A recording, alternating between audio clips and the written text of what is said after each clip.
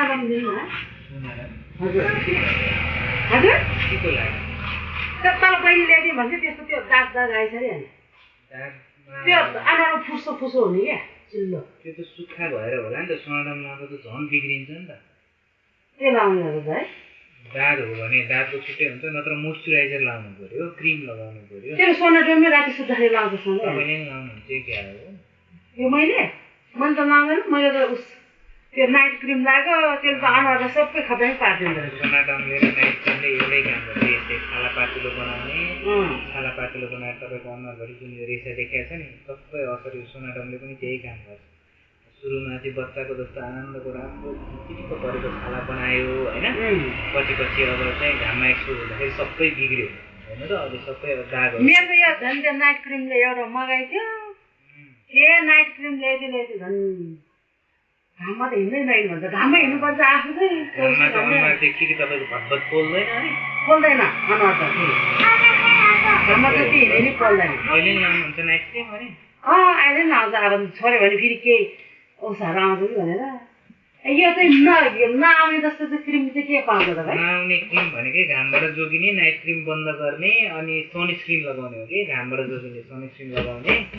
यो जुन रातोपना भएको छ त्यसलाई कम गर्ने औषधि त हुन्छ तर भर्खरको भर्खर त्यो नाइट क्रिमले जस्तो जादु गर्ने चाहिँ हुँदैन 6-7 महिना लाग्छ भन्ने औषधि हुन्छ त्यो औषधिले चाहिँ घटाएर चाहिँ लिएर आउँछ है तर तपाईँले जुन यो अनलाइनबाट मगाएर प्रयोग गर्नुभएको नाइट क्रिम सोनाडम होइन त्यस्तै स्टिरोइड मिक्स भएको मोफर मोमेटासोन लोडम यस्तो भन्नेहरू औषधि युज गर्दाखेरि चाहिँ लगाउन्जेल चाहिँ भत्तै हराए जस्तो बनाउँछ तर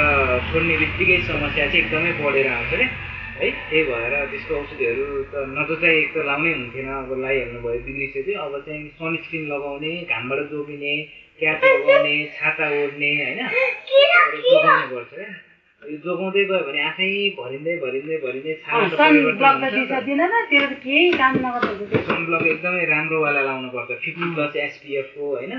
दिनमा 3 चोटि बिहान एकचोटि 8 बजे 12-1 बजे फेरि दिउँसो 2-3 बजे एकचोटि त्यसरी 3 चोटि अनि 2 औँलाको टिपभरि लगाएर लपक्क फेसभरि लगाउनुपर्छ पुरैमा पोतेको जसरी लगाउनुपर्छ मजाले त्यो लगाएको भनेर यति मात्र लगाएर त्यसो लगाएर हुँदैन भनेको घामबाटै जोगिनुपर्छ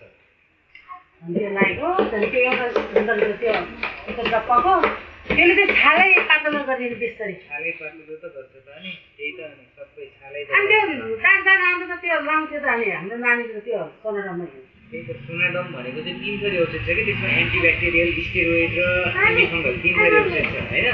दाँत आएको हो भने त दाँतको मात्र औषध लाउनु पर्यो अर्को एन्टिबायोटिक र स्टेरोइडको काम छैन नि त जे भएको हो त्यो मात्र लाउनु पर्यो कि त्यो लगायो भने सन्चो हुँदो रहेछ भनेर अनि छोड्ने बित्तिकै फेरि फर्केर आउँछ नि त लाउँदा त सन्चो भयो तर छोड्ने बित्तिकै भइदिएर फेरि फर्केर आएन भने मैले ल्याइदिनु मेडिकलबाट त्यसरी बारम्बार लगायो भने चाहिँ बिग्रिन्छ रे छाला त्यही भएर भन्न खोजेको आजकल त्यसको त रातो त भइरहेको छ नि त घर लाउनु थाल्यो होला त्यही भएर भयो थुप्रै भयो त्यसरी भनेको मोइस्चराइजर लगाउनु भन्नु सोनाडम एकदमै बन्द गर्नु भन्नु नभए बरु यसरी देखाउन आउनु भन्नु न है कस्तो खाला त्यही बरु हेरेर के समस्या हो त्यही अनुसार हुने कि त्यसको त त्यो दाग नि होइन अर्को फुस्रो फुस्रो कलर हुने त्यो त्यसले चाहिँ एकाधिसो दालिले लाउँदा चाहिँ अनि त्यो बेसो चाहिँ घाममा त लाउँदैन केही नै भएन भर्खर ग्राइनिस होला